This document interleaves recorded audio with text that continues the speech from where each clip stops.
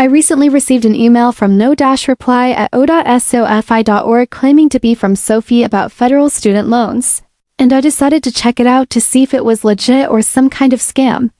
The email looked professional, mentioning refinancing options and lower interest rates, but a few things seemed off. First, the sender's address was a bit unusual, not the typical SoFi domain you'd expect. Second, the email contained links that redirected to different tracking pages before reaching SoFi's website, which felt a little suspicious. I also noticed there was no personal information in the email, no name, no specific loan details, just a generic message pushing me to take action. To be sure, I went directly to SoFi's official website instead of clicking any links, and I found similar offers but nothing exactly matching the email I got. After looking into it more, it seems like it could be a marketing email, but at the same time, the odd sender address and link behavior made me cautious.